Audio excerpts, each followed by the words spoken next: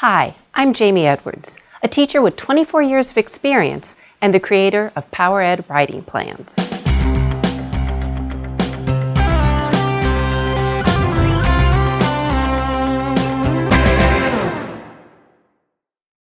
If your students are anything like mine, they often see very little difference between the first or rough draft and the final draft. In fact, sometimes the only change I get is they rewrite it just a little bit neater.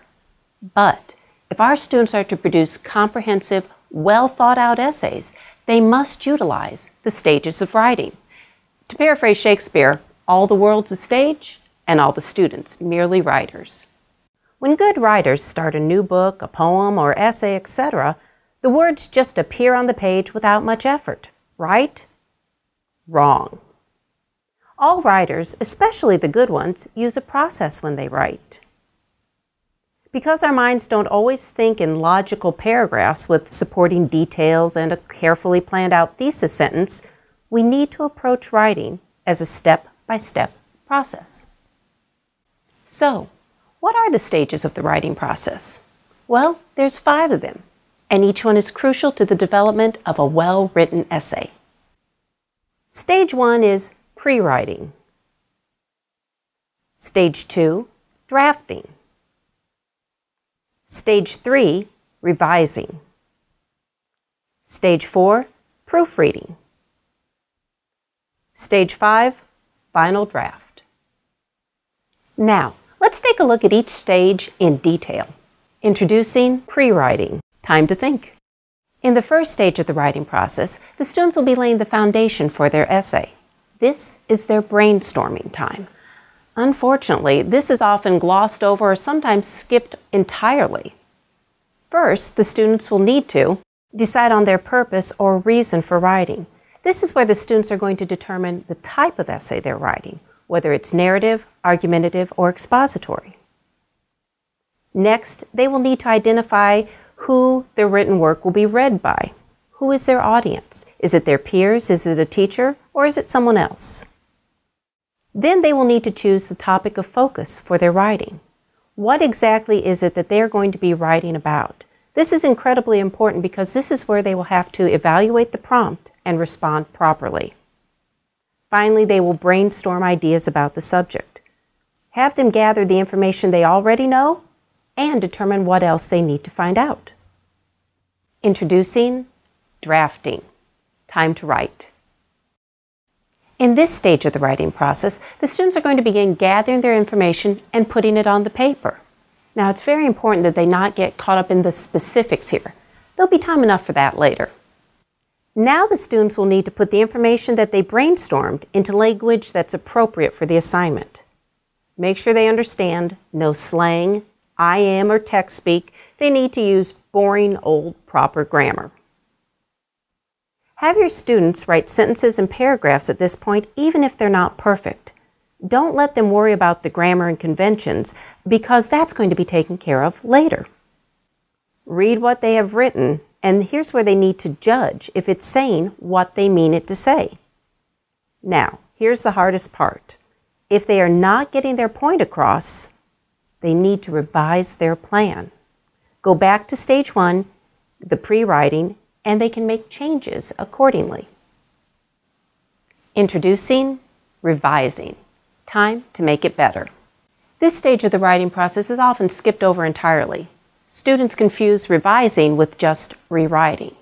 Yet, this stage will make the difference between an essay that develops its purpose and an essay that just meanders around the topic. In revising, they will need to read what they have written again.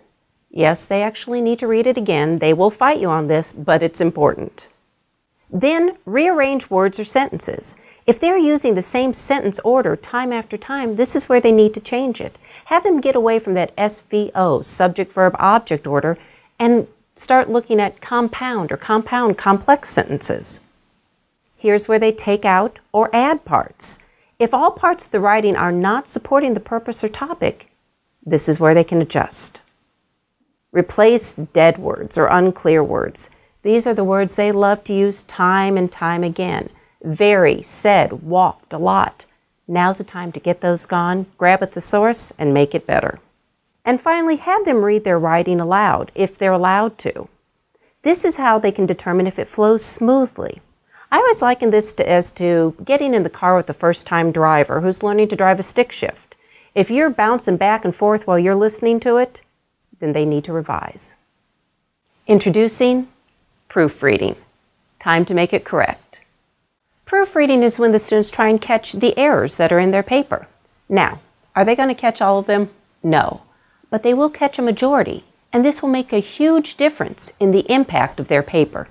In proofreading, students need to make sure that all of the sentences are complete. Just having a period at the end of a sentence does not make it a complete sentence. It must have a subject and a verb. Also, here's where they can check to make sure there is a variety of sentence types. Correct spelling, capitalization, punctuation. This is big. They have to make sure they're following the rules of grammar. Little things like capitalizing the first word of a sentence, eliminated random capitalization where they like to just capitalize their A's because it looks cute. All of these things need to be eliminated in their proofreading stage.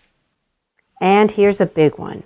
Change words that are not correctly used. The dreaded homophones. They're deadly. No, they're deadly. No, they're deadly. There is one that my students misuse all the time. Make sure that your students are getting it correct on proofreading. Introducing final draft. Now it's time for your students to share their finished product. The final draft is accumulation of everything they have put together in the other stages. If you allow, let them work with a peer and edit each other's work. This is a great chance for them to not only see the mistakes that they're making and learn how to correct them, but to identify them in others' work. Have them recopy it correctly and neatly. Now, a few things. If your students are preparing for a standardized test, make sure that they are not skipping lines between paragraphs, they're properly indenting, and they're writing within the framework of the test paper. All of these things will be counted for when it's graded. And then have a little fun with them. Tell them to relax, they are done, until the next assignment. This lesson takes the stages of writing and breaks them down into easily understandable chunks for your students to understand. The complete lesson comes with a lesson plan with the Common Core standards indicated, a student worksheet that's designed to be interactive and require your students to participate throughout the lesson, the PowerPoint you just saw, and a short training video to help you implement the lesson in class. This lesson and over 100 others just like it can be found at www.poweredplans.com. Try a free trial today. No credit card required. Right on.